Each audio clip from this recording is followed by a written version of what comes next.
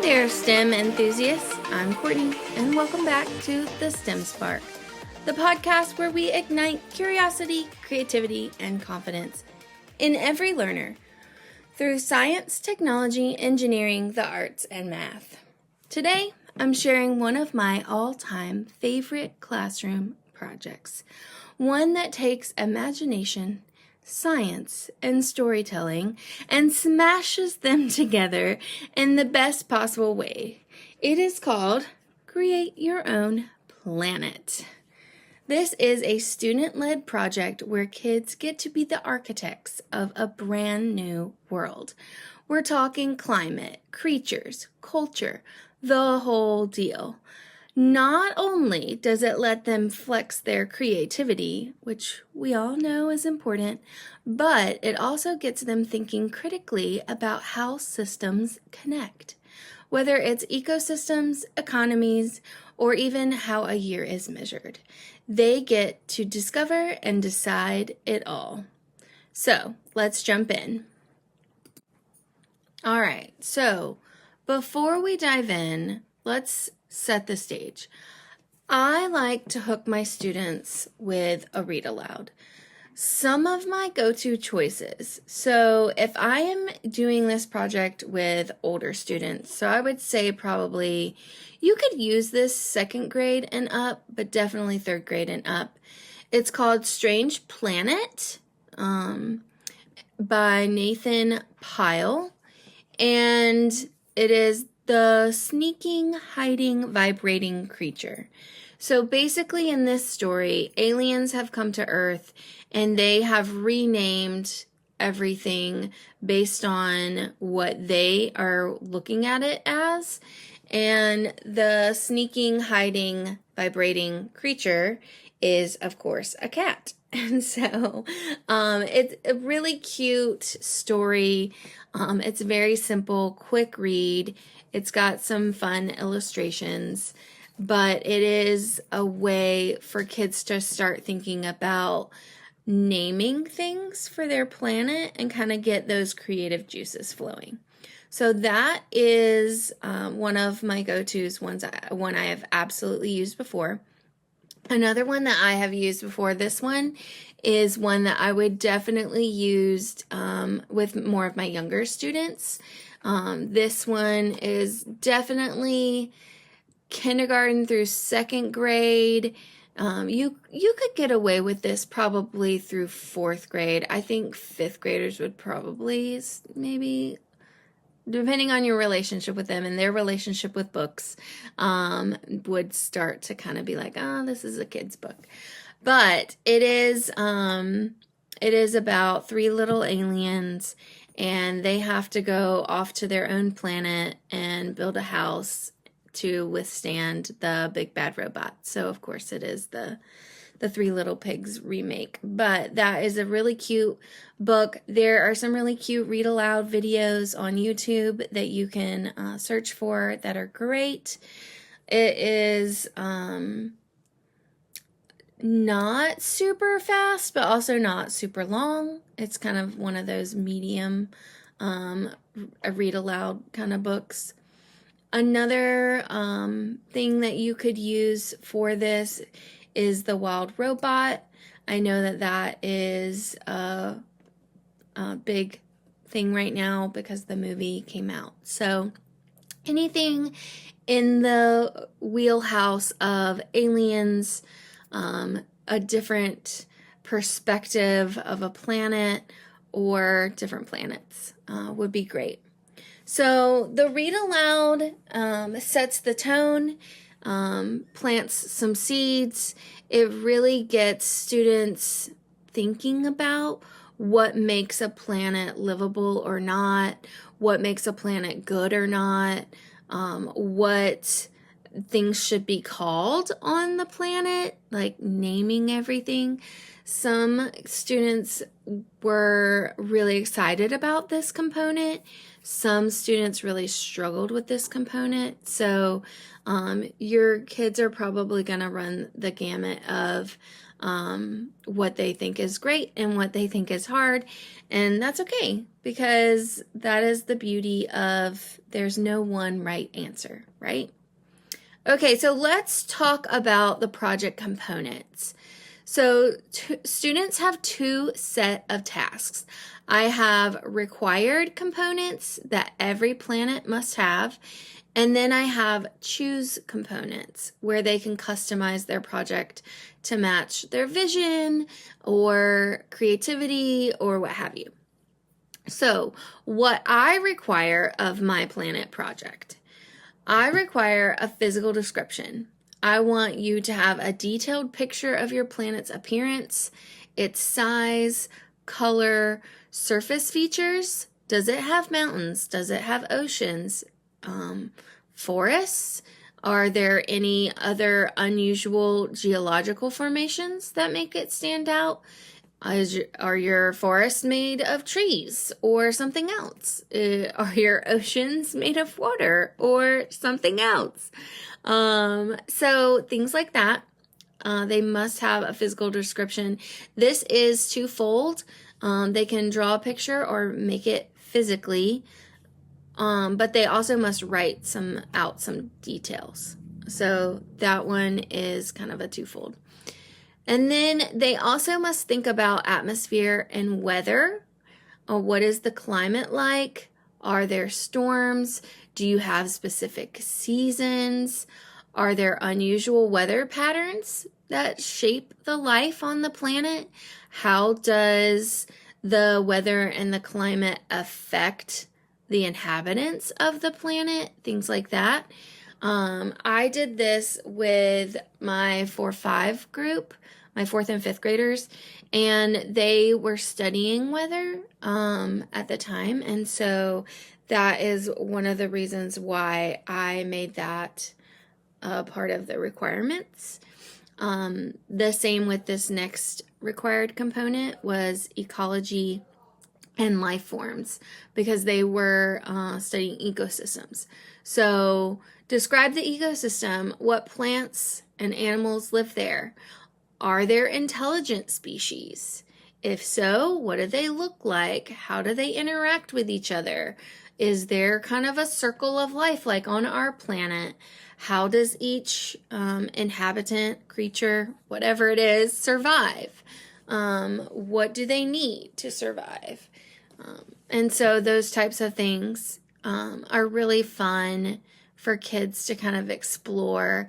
And so they really are applying that learning of of ecosystems. We need shelter, we need sunlight, we need water, we need food, right? And so those types of understandings, it's really fun to see them apply. Okay, well, what are the must-haves in your environment? What do they need in order to survive? And so it's really cool to see kids apply that learning to a completely fantasy scenario. Again, where they're using that critical thinking, they're using that background knowledge in a very low pressure, no one right answer kind of way. And so I think it's really, truly great, especially to kind of reinforce some of those topics and learnings. Okay, so what else can they choose to include? And now you can obviously edit this to be your own list, but this is what I have as options. Geography and habitability. So which areas are safe to live in? Which areas are dangerous or uninhabitable? Do you have any areas that are uninhabitable? Think deserts, polar ice caps, volcanoes, lush rainforests. So it gets them to think about the different types of areas that we have on Earth and then apply that to their planet. It is, again, it's so cool to see their thinking on these things. Cultural and societal aspects. What are some traditions of your planet? What languages are spoken? Do they have any belief systems? Do they have a form of government? Do they have laws, or rules that they have to follow? How do different groups of people or inhabitants, whatever that looks like, interact? Are they peaceful? So all of these things are things that they get to think about and decide. And it's really cool to kind of see, because a lot of times you'll get to know what is intrinsically important to your students through this kind of creative, kind of playful scenario. And so that's super fun. All right, the next component that they get to choose is economic activities and resources.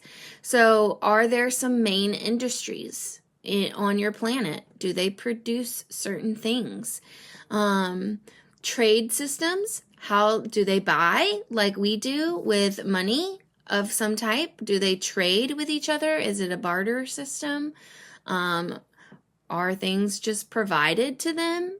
How do people access essentials like food, water, shelter, etc.? I thought it was really cool. One of my planets that was created, I think it was last year, maybe the year before, but they made water free for everybody.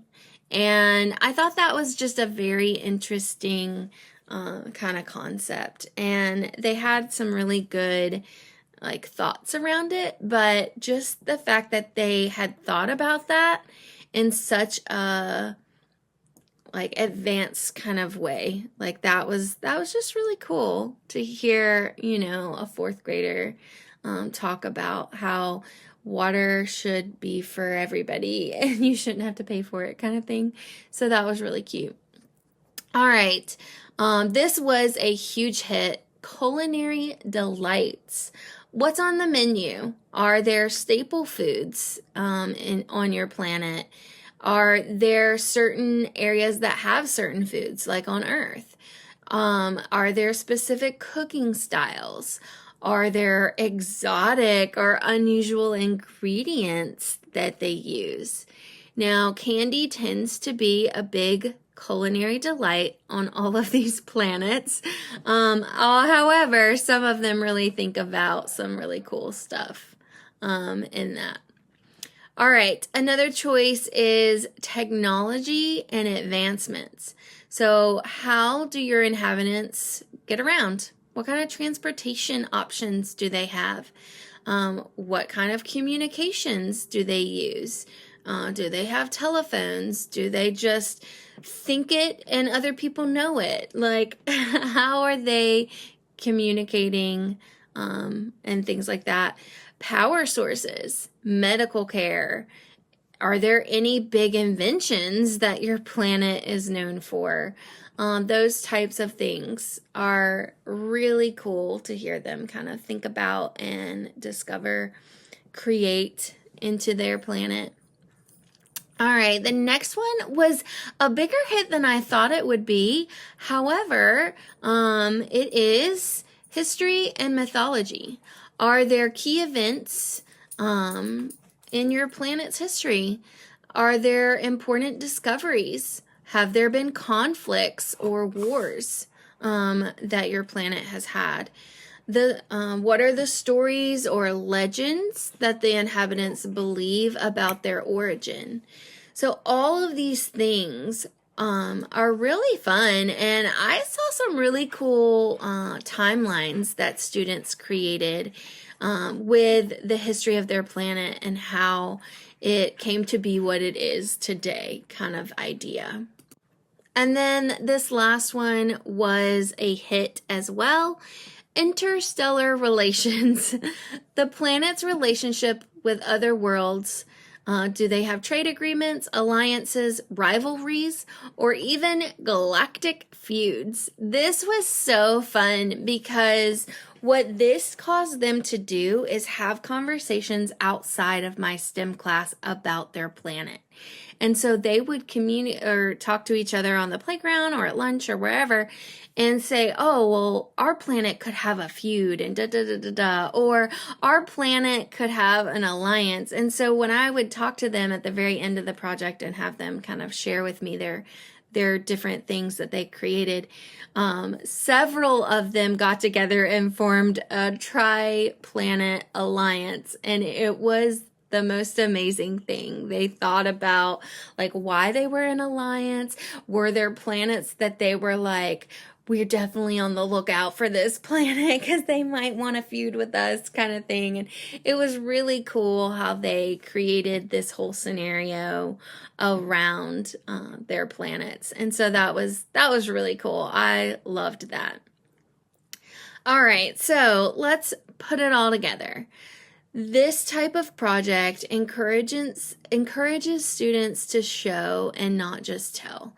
So what that means, they are making drawings. Maybe they're making models of their planet or the animals, the buildings. Maybe they're making a map. Quite a few of my students ended up making a map on their drawing of their planet just to show where the mountains were, where rivers or oceans or different things were. And so that was really cool. A written planet profile describing each category. This helps kids put their thoughts into words and really can be used as a writing lesson. So let's say you're a teacher and you are self-contained and you just want to do the project. However, you could incorporate this part into your writing lesson of your planet profile, and maybe they have certain components they have to include, or they just have to write like a little summary or different things. But having it written out is a key component, and I think an important part of the process. And then an optional component is a short skit or a video where they visit the planet as a reporter or a tourist. I had several students make timelines. They also made like a brochure for their planet. That was kind of fun. So lots of different ways to demonstrate their creativity and their knowledge and what they have made as a part of their project. So, one of my favorite parts is the final showcase. We call them museums. So, we set the room up almost, it is like a museum, and we invite other classes to come in, and kids go around student to student and ask them like, okay, what planet did you create? And then the kids get to share about their planet.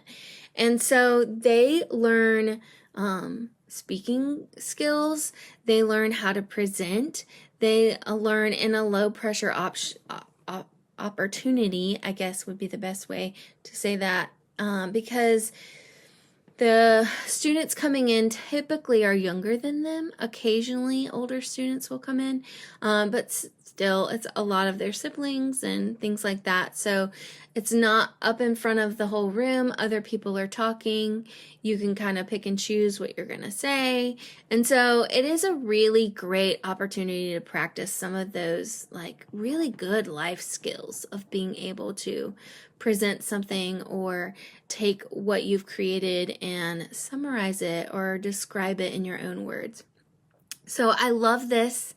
It basically turns the classroom into an intergalactic travel expo. Students rotate around asking each other's questions. And then it's really fun to hear the conversations that happen based on what the students have shared. And so one of the students was like, how do your people survive acid rain? Or they'll ask questions like, what's the most popular food on your planet? And typically it's candy, some sort of candy. And so it's just really cool to hear the questions that other students come in and have about the project. it's not just fun. It's a deep dive into cause and effect, systems, thinking, and creative problem solving. So it is a great project. I love this project. The kids really enjoy it, with the whole just being able it to be whatever they want it to be. I will say this is an optional project that I let kids work on alone. It is quite a bit of work for them to do by themselves. So maybe I'm like, you could say, well, if you're going to work alone, you only have like a certain number of things. But I think it's really cool because it's not a ton of materials, mainly paper. We did use some clay, some like crafty supplies. And so it was really great. It was a cool option for them to be like, no, I have my own idea and I just want to run with it, kind of idea. So it was great. All right, that's a wrap on today's episode. Whether you're a teacher looking for your next big project or a parent wanting to inspire some at-home creativity, that could also include tutors or caregivers, grandparents, or aunts and uncles, whoever. Designing a planet is a fantastic way to bring STEM and STEAM concepts to life. Thanks for joining me on the STEM Spark. If you loved this idea, make sure to subscribe so you never miss an episode. And if you try it out, I'd love to hear about the worlds your learners create. Send me a message or comment below. Until next time, keep exploring, keep creating, and remember, curiosity is the best fuel for discovery. This is Courtney, and you've been listening to The STEM Spark, where curiosity sparks creativity. Bye!